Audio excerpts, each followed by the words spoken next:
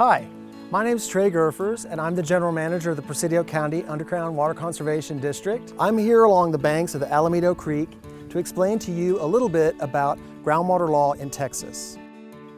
As we learned in our film, How Groundwater Works, groundwater is the water that accumulates in aquifers beneath the ground. When you turn on a faucet in a typical house in the Big Bend region, the water that comes out is groundwater. If you notice a tank out on the land next to a windmill or a solar pump, the water in that tank is groundwater.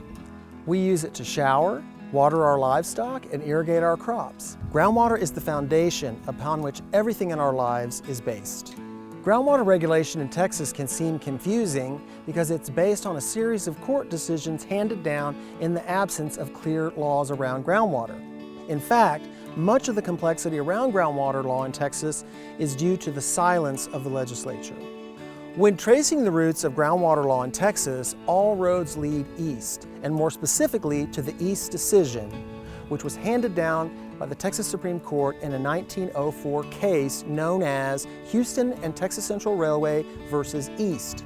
In that case, the Houston and Texas Central Railway had drilled a large well on adjoining lots adjacent to private property owned by a Mr. W.A. East. The railway company's steam-powered pump withdrew 25,000 gallons a day, causing Mr. East's much smaller residential well to go dry.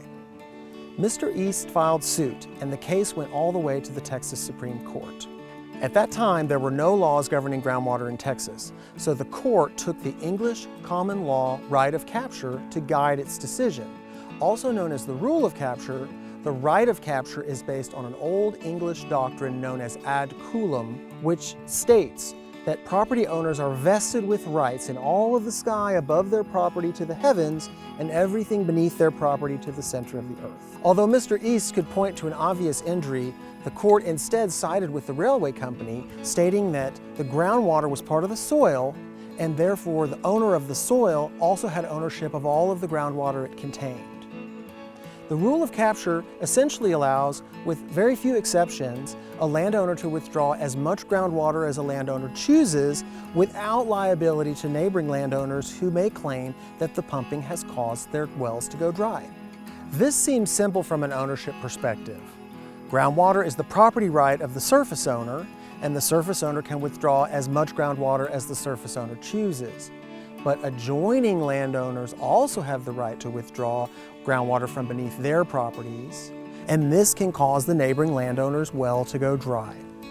As Texas has continued to grow in the century or so since the East Decision, ensuing clashes between neighbors around groundwater have become increasingly common. Some have identified a conflict between the rule of capture and the sustainability of our groundwater supplies. In fact, almost every state in the Union has moved away from the rule of capture and from English common law as the basis for their groundwater management, and the wisdom of this decision seems straightforward.